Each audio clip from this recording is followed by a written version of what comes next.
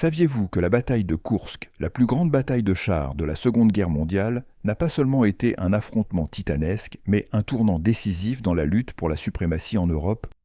Imaginez un champ de bataille où des centaines de chars et des milliers de soldats s'affrontent dans un combat brutal, changeant le cours de l'histoire militaire.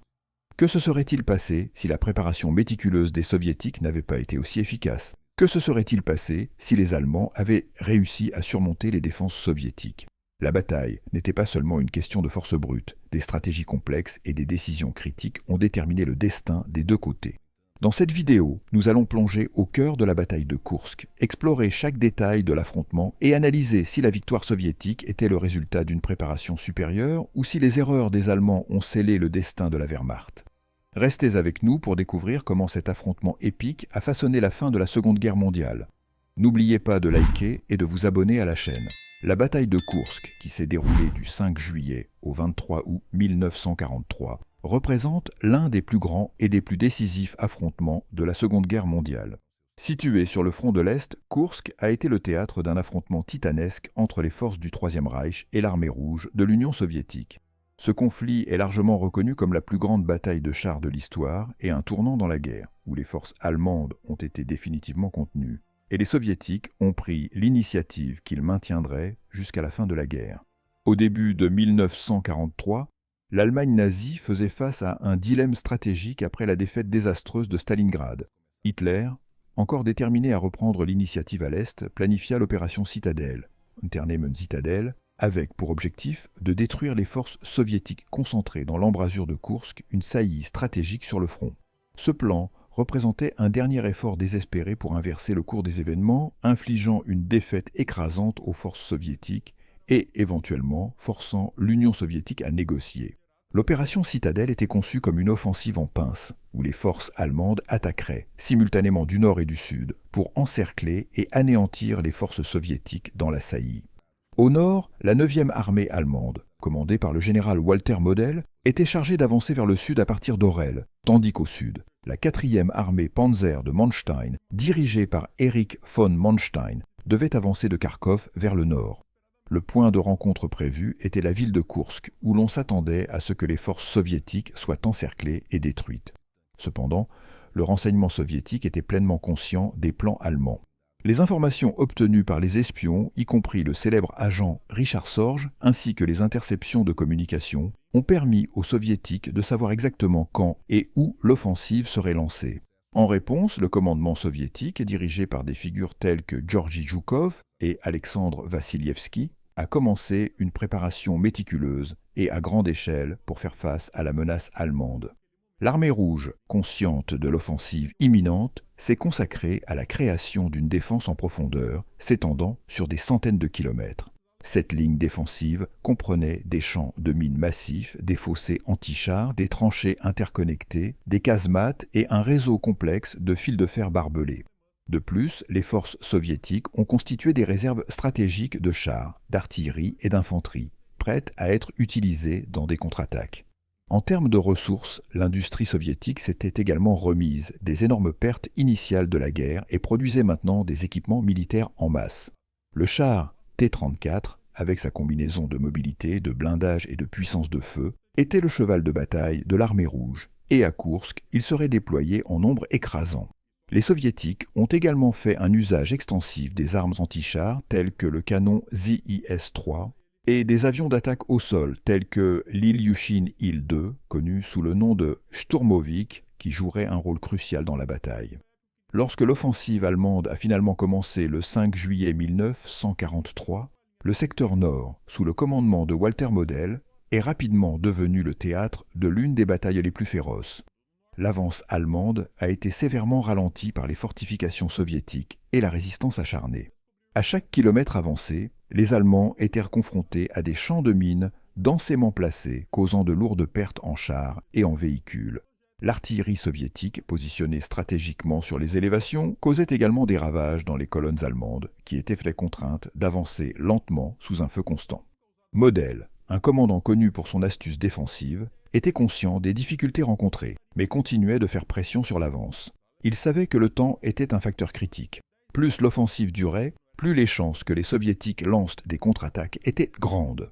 Cependant, les chars allemands, y compris les puissants Tiger et Panther, bien que techniquement supérieurs à bien des égards, étaient incapables de percer les défenses soviétiques. La supériorité numérique soviétique, combinée au terrain difficile et fortement miné, signifiait que les forces allemandes menaient une bataille d'usure où chaque victoire locale était acquise à un coût très élevé. Pendant ce temps, dans le secteur sud, la 4e armée blindée de Manstein a initialement rencontré plus de succès. Manstein, l'un des stratèges allemands les plus talentueux, a employé une approche plus flexible, utilisant des attaques rapides et des manœuvres de flanc pour déstabiliser les défenses soviétiques. L'offensive sud a progressé plus profondément dans le territoire soviétique, avec les forces allemandes se rapprochant de Prokhorovka, une petite localité qui allait devenir le théâtre de l'une des batailles de chars les plus célèbres de l'histoire. À Prokhorovka, le 12 juillet 1943, plus de 1200 chars, y compris les T-34 soviétiques et les Panthers et Tigers allemands, se sont affrontés dans un combat féroce. Le champ de bataille, caractérisé par ses collines ondulantes et ses champs de blé, offrait un décor chaotique où les troupes des deux côtés se sont engagées dans des combats rapprochés. Les tactiques soviétiques de réduire la distance avec les chars allemands, neutralisant ainsi l'avantage de porter les canons des Tiger et Panther, ont été essentielles pour éviter une défaite écrasante. Malgré la supériorité technique des chars allemands, les soviétiques ont compensé par un nombre supérieur et une détermination féroce. Le combat à Prokhorovka a été brutal et a entraîné des pertes énormes des deux côtés. Cependant, les soviétiques ont réussi à stopper l'avancée allemande, arrêtant les forces de Manstein et scellant effectivement le destin de l'offensive allemande. N'oubliez pas de liker et de vous abonner à la chaîne. Avec la bataille de Prokhorovka, qui s'éternisait et les pertes augmentant, il est devenu clair pour le haut commandement allemand que l'opération Citadelle avait échoué à atteindre ses objectifs. Le 17 juillet 1943, Hitler ordonna la suspension de l'offensive, en partie en raison du besoin urgent de renforcer d'autres fronts après le débarquement allié en Sicile. La décision d'Hitler d'annuler l'opération a été accueillie avec soulagement par de nombreux commandants allemands, qui étaient ainsi conscients des terribles pertes et de l'impossibilité de poursuivre l'offensive face à la résistance soviétique. Cependant, pour les soviétiques, l'annulation de l'offensive allemande n'a été que le début d'une série de contre-offensives massives. Le 12 juillet, alors que la bataille de Prokhorovka était encore en cours, les forces soviétiques ont lancé l'offensive Orel, une opération visant à reprendre la ville d'Orel, au nord de la saillie de Koursk. L'offensive a rapidement pris de l'ampleur, et le 5 août, les forces soviétiques ont repris Orel, forçant les troupes allemandes à reculer encore plus. Simultanément, dans le sud, les forces soviétiques ont lancé l'offensive Belgorod-Kharkov, qui a culminé avec la reprise de Kharkov le 23 août 1943. La perte de Kharkov, une ville industrielle importante et un centre de transport, a été un coup dévastateur pour les Allemands, marquant la fin de la phase défensive de la bataille de Koursk et initiant une série de victoires des soviétiques qui se poursuivraient jusqu'à la fin de la guerre. La bataille de Koursk a marqué un tournant décisif pendant la Seconde Guerre mondiale pour plusieurs raisons. Tout d'abord, il s'agissait de la dernière grande offensive stratégique lancée par l'Allemagne sur le front de l'Est. L'incapacité de la Wehrmacht à briser les défenses soviétiques à Koursk signifiait que les Allemands ne récupéreraient jamais l'initiative stratégique dans la guerre. En effet, après Koursk, la Wehrmacht était constamment sur la défensive, faisant face à des offensives soviétiques de plus en plus puissantes qui repoussaient les forces de l'Axe vers le cœur de l'Europe. Deuxièmement, la bataille a eu un impact dévastateur sur les forces armées allemandes. Les pertes en chars, avions et soldats ont été catastrophiques, et l'Allemagne n'a jamais pu récupérer totalement la capacité de combat qu'elle possédait avant Koursk. De plus, l'échec de l'offensive a encore sapé la confiance des commandants allemands en Hitler, dont les décisions stratégiques, souvent erratiques, étaient désormais perçues comme préjudiciables à la cause allemande. La bataille de Koursk a-t-elle été un tournant décisif pour les soviétiques, ou les Allemands ont-ils perdu en raison d'erreurs critiques de stratégie et de logistique? D'un autre côté, pour les soviétiques, la victoire à Koursk a été un immense coup de pouce moral et stratégique. La victoire a consolidé la confiance des commandants soviétiques dans leur tactique et dans la capacité de l'armée rouge à affronter et à vaincre les forces allemandes. Koursk a également démontré l'efficacité de la planification stratégique soviétique qui a su utiliser le renseignement disponible et les ressources industrielles en sa faveur. La bataille de Koursk a également représenté une évolution dans les tactiques militaires de la Seconde Guerre mondiale. Pour les Allemands, la bataille a révélé les limites des tactiques de blitzkrieg face à des défenses profondément préparées et bien coordonnées. Le concept de blitzkrieg, qui reposait sur des mouvements rapides et concentrés pour déstabiliser et briser les lignes ennemies, a été frustré par la densité des défenses soviétiques et la vaste quantité de terrains minés et fortifiés. D'autre part, pour les soviétiques, Koursk a été un exemple de l'efficacité des tactiques de défense en profondeur combinées avec des contre-offensives stratégiques. Les soviétiques ont montré qu'une défense bien planifiée pouvait épuiser et affaiblir une force attaquante plus forte, préparant le terrain pour une offensive réussie. Cette approche serait répétée avec grand succès dans les opérations ultérieures sur le front de l'Est. Un autre aspect crucial de la bataille de Koursk a été l'utilisation extensive de l'artillerie et de l'aviation. Les deux côtés ont employé l'artillerie à grande échelle pour supprimer les positions ennemies avant les attaques. L'aviation a également joué un rôle significatif, les avions d'attaque au sol étant utilisés pour attaquer les formations de chars et les troupes. L'utilisation d'avions d'attaque au sol, comme le Sturmovik soviétique, a été particulièrement efficace à Koursk, où les formations de chars allemands ont été attaquées à plusieurs reprises depuis les airs, causant d'énormes pertes. La dimension aérienne de la bataille de Koursk a été un élément vital de la campagne. La Luftwaffe, malgré sa force réduite par rapport aux années précédentes, a été mobilisée en masse pour soutenir l'offensive terrestre allemande. Des avions, comme le Focke-Wulf FW-190 et le Messerschmitt Bf-109, ont été utilisés pour des missions de supériorité aérienne, tandis que des bombardiers en piqué, comme le Junkers Ju-87 Stuka, ont tenté de neutraliser les défenses soviétiques. Cependant, la force aérienne rouge, ayant tiré de dures leçons des combats précédents, était désormais mieux équipée et organisée. Des avions, comme le Yakovlev Yak-9 et le Lavochkin La-5, soutenus par un système de défense aérienne au sol plus robuste, ont donné à l'Union soviétique une capacité défensive et offensive dans les airs qui égalait et, dans de nombreux cas, surpassait la Luftwaffe.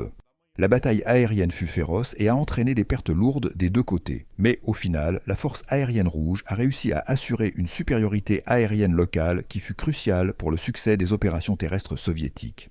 La bataille de Koursk a également représenté une évolution dans les tactiques militaires de la Seconde Guerre mondiale. Pour les Allemands, la bataille a révélé les limites des tactiques de blitzkrieg face à des défenses profondément préparées et bien coordonnées. Le concept de blitzkrieg, qui reposait sur des mouvements rapides et concentrés pour déstabiliser et briser les lignes ennemies, a été frustré par la densité des défenses soviétiques et la vaste quantité de terrains minés et fortifiés.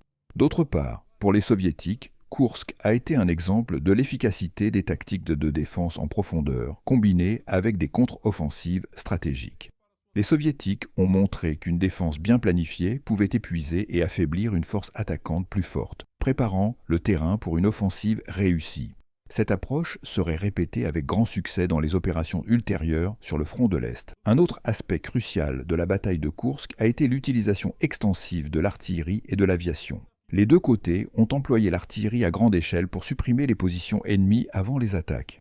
L'aviation a également joué un rôle significatif, les avions d'attaque au sol étant utilisés pour attaquer les formations de chars et les troupes. L'utilisation d'avions d'attaque au sol, comme le Sturmovik soviétique, a été particulièrement efficace à Koursk, où les formations de chars allemands ont été attaquées à plusieurs reprises depuis les airs, causant d'énormes pertes. La dimension aérienne de la bataille de Koursk a été un élément vital de la campagne. La Luftwaffe, malgré sa force réduite par rapport aux années précédentes, a été mobilisée en masse pour soutenir l'offensive terrestre allemande. Des avions comme le Focke-Wulf FW-190 et le Messerschmitt Bf-109 ont été utilisés pour des missions de supériorité aérienne, tandis que des bombardiers en piqué, comme le Junkers Ju-87 Stuka, ont tenté de neutraliser les défenses soviétiques. Cependant, la force aérienne rouge, ayant tiré de dures leçons des combats précédents, était désormais mieux équipée et organisée. Des avions comme le Yakovlev Yak-9 et le Lavochkin La-5, soutenus par un système de défense aérienne au sol plus robuste, ont donné à l'Union soviétique une capacité défensive et offensive dans les airs qui égalait et, dans de nombreux cas, surpassait la Luftwaffe.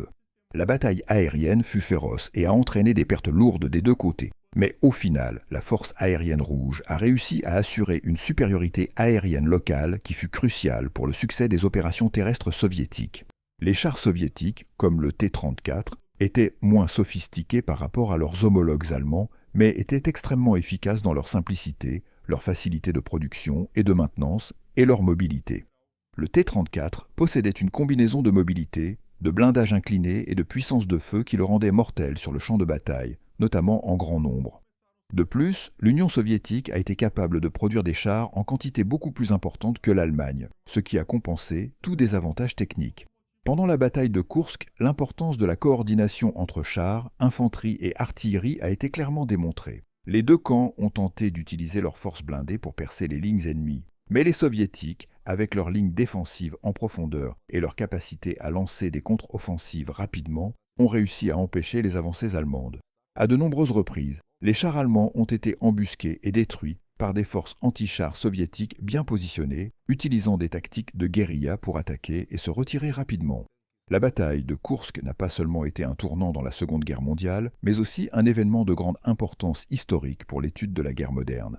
Elle a démontré les limites des tactiques de guerre éclair, blitzkrieg, dans un scénario où l'ennemi était bien préparé et prêt à tout sacrifier pour résister. Koursk a également montré comment la guerre mécanisée avait évolué vers un stade où la coordination et la logistique jouaient des rôles aussi importants que la force brute sur le champ de bataille. La bataille a également eu un impact profond sur les doctrines militaires futures. Les concepts de défense en profondeur, d'utilisation combinée des armes, chars, infanterie et aviation, et l'importance de la supériorité aérienne ont été renforcés par Koursk. Ces principes seraient étudiés et appliqués par les armées du monde entier au cours des décennies suivantes, façonnant la manière dont les guerres seraient menées à l'avenir. De plus, la victoire à Koursk a renforcé la position de l'Union soviétique en tant que superpuissance émergente sur la scène mondiale. Le succès militaire, combiné à l'augmentation de la production industrielle et à la capacité de mobiliser des millions de soldats, a consolidé le statut de l'Union soviétique en tant que l'une des principales forces de la coalition alliée. Cela a, à son tour, eu des implications de grande envergure pour la géopolitique d'après-guerre, contribuant au début de la guerre froide et à la division du monde en blocs opposés. Après la victoire à Koursk, l'armée rouge a lancé une série d'offensives qui ont repoussé les forces allemandes vers l'ouest, récupérant des territoires perdus et avançant vers l'Europe centrale. Ces offensives, connues collectivement sous le nom d'offensive d'été 1943, ont inclus des opérations telles que l'offensive Belgorod-Kharkov, l'opération Suvorov, recapture de Smolensk, et l'opération Polkovodets-Roumiantsev. Chacune de ces offensives a été marquée par des combats intenses, mais les soviétiques étaient désormais en position de force, avec l'initiative stratégique fermement en leurs mains. La perte de l'initiative et le retrait continu sur le front de l'Est ont été désastreux pour le moral et la capacité de combat des forces allemandes. Les pertes continues, tant en hommes qu'en matériel, ont épuisé la Wehrmacht, déjà étirée au maximum sur plusieurs fronts. De plus, la pression constante des soviétiques a compliqué le transfert de forces vers d'autres fronts, comme l'Italie, où les Alliés prenaient du terrain après le débarquement en Sicile. Pour les soviétiques, les victoires post-Koursk ont été un prélude à la grande offensive de 1944, qui culminerait par la recapture de villes clés comme Kiev et Minsk, et finalement par l'entrée de l'armée rouge en Europe de l'Est. Ces victoires ont également... Si vous êtes arrivé jusqu'ici, laissez dans les commentaires d'où vous regardez cette vidéo maintenant. Abonnez-vous à la chaîne pour plus de vidéos. Nous savons qu'il existe de nombreux secrets obscurs du passé. Pour en découvrir davantage, cliquez sur la vidéo qui apparaît à l'écran. Merci de votre visionnage, à bientôt.